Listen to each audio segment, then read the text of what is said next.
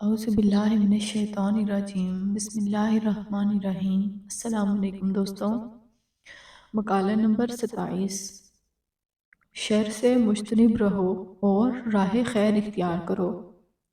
حضرت قطب ربانی رحمۃ اللہ علیہ نے ارشاد فرمایا، اگرچہ خیر اور شر دونوں ہی اس دنیا میں موجود ہیں اور انسان کے کردار اور عمل میں ان دونوں چیزوں کا ظہور ہوتا رہتا ہے، لیکن متعدد آیات کلام اللہ کے پیش نظر تمام عوامل خیر اللہ تعالیٰ کی جانب سے ہیں اور تمام عوامل شر ابلیس اور نفس انسانی کے پیدا کردہ ہیں۔ بس خیر کو تو سراسر اللہ تعالیٰ کی جانب منسوب کیا جا سکتا ہے، اور شر نہ تو اس کی ذات میں ہے اور نہ اس کی جانب سے ہے، بلکہ یہ نفس امارہ کی پیدا کردہ شے ہے۔ اللہ تعالیٰ نے فرمایا، تمہیں جو بھی نیکی پہنچتی ہے وہ اللہ تعالیٰ کی جانب سے ہے، اور تمہیں جو بھی بدی پہنچتی ہے وہ سراسر تمہارے اپنے نفس کی جانب سے ہے۔ بس میں تجھے تاکید کرتا ہوں کہ خیر یعنی توحید و تقوی کا راستہ اختیار کر، اور شر یعنی شرک و فسق کا اصول اور اس کے عوامل چھوڑ دے۔ اللہ تعالیٰ نے فرمایا، میرے بندو، تم جنت میں اپنے اعمال صالح کے عوض داخل ہو جاؤ۔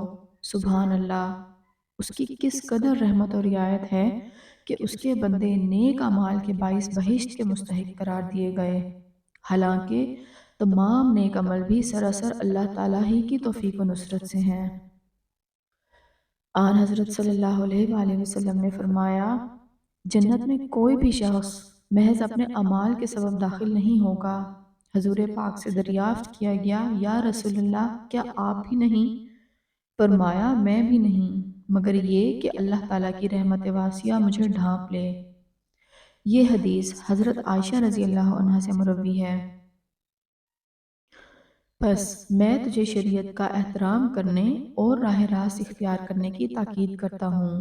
پھر جب تو احکام الہی کی تعمیل کرے گا اور دستور شریعت کا احترام کرے گا تو اللہ تعالیٰ تجھے شر اور شر کے ذرائع سے محفوظ رکھے گا، اور تجھ پر راہ خیر روشن فرما کر شریعت کو تیرے لیے آسان کر دے گا اور تمام معاصی سے بچائے گا۔ فرمایا، جو لوگ ہمیں سمجھنے اور پانے کے لیے جدوجہد کرتے ہیں، ہم ان کے لیے صراط مستقیم کو روشن کر دیتے ہیں اور ان کی رہنمائی کرتے ہیں۔ اسی بنا پر حضرت یوسف علیہ السلام کے متعلق فرمایا، ہم نے حضرت یوسف علیہ السلام کو ہر قسم کی بدی اور فحش سے محفوظ رکھا، کیونکہ وہ ہمارے مخلص بندوں میں سے تھے۔ ایک اور جگہ ارشاد فرمایا، اگر تم ایمان لاؤ اور شکر کرو تو اللہ تعالیٰ کو کیا ضرورت ہے کہ وہ تمہیں عذاب کرے۔ اس سے ظاہر ہے کہ مومن اور شاکر بندے دنیا میں بھی مصائب اور آفات سے محفوظ رکھے جاتے ہیں اور عقبہ میں بھی ذلت و عذاب سے نجات پائے ہوئے ہیں۔ بس اللہ تعالیٰ کی شکر گزاری زیادتی نعمت کا باعث ہے۔ فرمایا، اگر تم شکر بجا لاؤ گے تو ہم تمہیں زیادہ دیں گے۔ اور بندہ مومن، جب تیرا نور ایمان آخرت میں نار دوزخ کو بھی بجھائے گا تو وہ دنیا میں آفات و بلیات کی آگ کو کیوں نہ بجھائے گا۔ ہاں، اللہ تعالیٰ کے جن محبوب و برگزیدہ بندوں کو دنیا میں مصائب و آفات پیش آتے ہیں تو اس سے بھی اللہ تعالیٰ کا کوئی مقصد ہوتا ہے کہ ان کے یقین و ایمان کو محکم کیا جائے اور مفاسد عقیدہ و عمل سے ان کے قلب و دماغ کی تطہیر کی جائے، اور ساتھ ہی ایسے ابتلاء سے اس پر توحید الہی، معرفت حق اور اسرار باطن کو واضح اور بے نقاب کر دیا جائے۔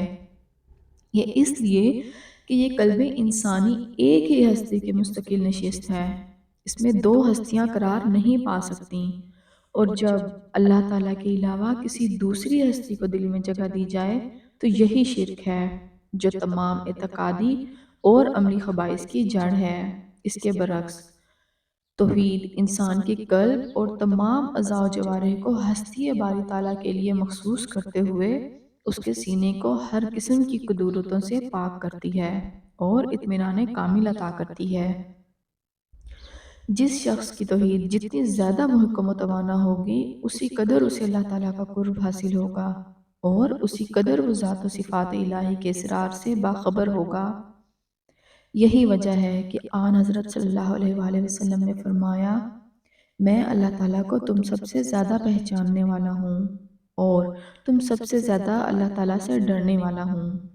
بس جو شخص اپنے خالق و پروردگار سے جتنا زیادہ قریب ہوگا وہ اتنا ہی زیادہ اس سے خوف و خشیت رکھتا ہوگا اور اس کے احکام کا مطیع ہوگا۔ قرب حق کا ایک بڑا اثر یہ بھی ہے کہ وہ بندہ اللہ تعالیٰ کی نعمتوں کا پورا پورا احترام کرے اور ان کا ہر دم شکر بجا لائے۔ وہ غیر اللہ کی جانب التفات نہیں کرے گا کیونکہ یہ اطاعت حق اللہ تعالیٰ میں اطاعت حق تعالیٰ میں صریح کوتاہی ہے۔ اسی حکمت کی بنا پر ازواج النبی صلی اللہ علیہ وآلہ وسلم اور اصحاب نبی علیہ السلام کو فسق و فحش سے بالکل محفوظ رکھا گیا، کیونکہ انہیں ایک ایسی مقدس اور متقی ہستی کا قرب حاصل تھا جس کے زیر اثر فسق و فجور کا امکان ہی نہیں تھا۔ اس بنا پر اس شخص کے روحانی اور باطنی عروج و طپوع کا اندازہ کیا جائے جسے اللہ تعالیٰ کا قرب نصیب ہو، لیکن واضح رہے کہ اللہ تعالیٰ اس سے بالا و برتر ہے کہ اسے مخلوقات سے کسی کے ساتھ تشبیہ دی جائے۔ وہ خود فرماتا ہے کہ اللہ تعالیٰ کے لیے مثالیں ہرگز نہ کیا کرو، اللہ کی مثل و مانند کوئی شے نہیں ہے۔ بس توحید کا واضح تقاضا یہ ہے کہ اللہ تعالیٰ کو ذات اور صفات دونوں میں یکتا اور بے مثل سمجھا جائے اور مخلوق سے کسی کو اس کے ساتھ شریک نہ کیا جائے۔ جزاک اللہ خیر۔